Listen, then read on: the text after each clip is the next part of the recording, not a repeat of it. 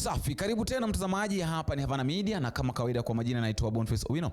Ikiwa ni mara ya kwanza ambayo tunakutana, naomba uchukue sekunde yako moja ama zako mbili uende hapo chini kwenye sehemu ya maoni, uniambie maoni yako ni gani. Unatazama video hizi ukiwa wapi na kisha mambo itakuwa sawa. Sasa acha nianze na kusema hivi mtazamaji, ya kwamba waweza ukaficha mimba wakati punde tu ama wakati ambapo mwanamke amepachika mimba.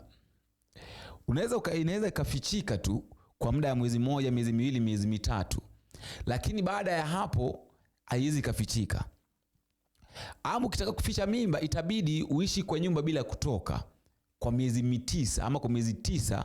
Hapo ndio watu hawatajua chochote ambacho kinaendelea kwa maisha yako, haswa ikiwa wewe ni mwanamke ambaye hapendi mambo yake kujulikana sana. Lakini ukijaribu kutoka nje hata siku moja, itabidi watu wajue ama watu waelewe ya kwamba wewe huna mimba. Kwa nini nasema hivyo? Nasema hivyo kwa sababu Nelson Havi ambaye alikuwa kiongozi ama mkuu wa LSK, Law Society of Kenya, President of the Law Society of Kenya, ambaye nafasi yake ilichukuliwa na mwanadada ambaye anafanya kazi sasa hivi. Anafanya kazi vizuri sana. Nimesahau jina lake kidogo, lakini ni mwanamke Mjaluo, anafanya kazi vizuri sana. Huyu jamaa Nelson Havi leo asubuhi wakati ambapo walikuwa kule Citizen, ameamua kumwaga mtama na kusema kwamba wakati wa BBI, tunajua vizuri kwamba kama kuna mtu ambaye hakukuwa nataka mambo ya BBI ilikuwa ni William Samoei Ruto. Na Nelson Havi anasema kwamba ni William Ruto mwenyewe ndio alimchagua, akamwambia kwamba nataka tupinge hili jambo. Njoo ukanifanyie kazi, tukapinge hili jambo la BBI lisiende mbali. Ningependa tusikie jinsi ambavyo huyu jamaa anazungumza, ndipo sasa ndio tuendelee na mazungumzo. Ayub, yes. On a bad day, the wind will blow and the anus of the chicken will be exposed. Let me now expose. The exposition starts here. This is the mentality of these people who I mistakenly thought had a functional agenda for the people of Kenya. They come here and say, we have rewarded you with an appointment to serve as chair of a parastatal. Me? Rewarded? What are they talking about? I didn't say Listen, I was handpicked by Dr. William Samoei Ruto to ferociously fight the BBI. You understand? I'm not an individual that pontificates. I'm not an individual that panders. I don't look for favors. I do not need any. I made my bonds long time ago. I met these individuals at their behest and request. They asked me to come and rescue Oscar Sudi when he had been arrested and detained. They asked me to go and rescue the senator of Bomet when he had been arrested and detained. Who is doing the other a favor? They come here and tell me that they have given me an appointment as a chair of a parastatal, so I should keep quiet. Keep quiet for what? I've been a lawyer for the last 22 years. I've defended human rights. And individuals of this kind must be called out because they think they will dish out what they perceive as favors. Okay. I'm doing you a favor serving as a chair of a state corporation. It's more, Never should you ever consider or domicile in your mind that you rewarded me. No, it's not you. Don't be Importantly, you are here as a Kenyan. Don't be emotional. Sasa mtazamaji, hiyo inakuonyesha kwamba hata hii vita ambayo iko kati ya Nelson Havi pamoja na CG Martha Koome, kuna mtu ambaye yuko anaipinga ama kuna mtu ambaye anamsukuma. Kwa sababu gani? Kwa nini sasa hivi ajitokeze na aseme mambo kama haya kwamba William iwapo William Ruto alimnunua wakati ule, ni nini haswa inasababisha William Ruto kumnunua sasa hivi? Kama na tunajua vizuri kwamba William Ruto ndiye party leader wake. Ni nini haswa kinafanya William Samoei Ruto asije akamnunua sasa hivi na mwambie ya kwamba nataka tumuondoe huyu mwanamke hapa kwenye ofisi. Tafuta watu wako ambao unajua wako very much vocal kama wewe, mfanye hiyo kazi. Jambo lingine ni kuhusiana na Senator Onyonka. Senator Onyonka pia amezungumza kuhusu abductions. Anasema kwamba sasa hivi people are either are either anti-government nor opposing the government. Hivyo ndio iko. Either uwe kwenye serikali ama wewe unapinga serikali. Kwa nini nasema hivyo?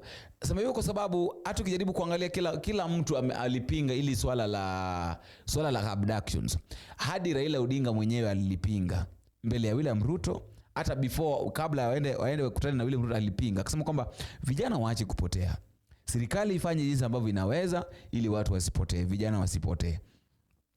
Viongozi wa makanisa, wamama wamezungumzia, wale watoto wadogo wamezungumzia, inchi za nje zimeanza kuizungumzia. So sasa hivi ni upinge serikali ama huko. Ningependa tusikie jinsi ambavyo Onyonka anazungumza, mtazamaji. Once again, I'm just traumatized to sit here and listen to my brother say what he's saying. His party leader, the president, announced himself. He said, I've heard about abductions and I'll make sure I stop them. The partner in the KK government, ODM team, our Mzee Raila, pronounced himself. He said, stop this nonsense. All right? Many other people, church leaders, have pronounced themselves on these abductions. We have seen families who have been issuing public statements through the media and everywhere. Even when my brother may try and trivialize that there could be a case, and I guess that's the case he picked. There have been several people who've been abducted, violated. There are people who've been killed because of bad manners as usual.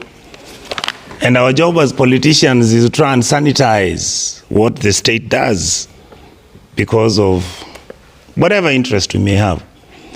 I even see, Ayub, if you look at the Daily Nation, I think it's page 12, where somebody's saying, free speech calls for personal responsibility. What are you saying? If you feel I've broken the law, arrest me, take me, charge me, Senator Eddy. And let me get a lawyer, protect my Miranda rights. Let's go and sort it out in court. This is a state that believes in the rule of law. And the moment we start to degenerate ourselves as if we are just one of these narco republics in Latin America where drug dealers are just going out to pick children and women and violating their rights because of the tough wars that are taking place. We are talking about Kenya is a constitutional republic. We have a constitution that took close to 40 years. Our rights are protected. And everybody understands that the president has to be respected because the presidency has even nothing to do with the individual in that office. We understand that. Most Kenyans do. Even these kids who are being violated, they do. What many of us are saying, Ayub, is very simple. And this is a position that my brother Harvey has taken, and I'm like, Jesus, at least some adults are in the room. Do not unilaterally violate my rights by justifying that you think I've broken the law.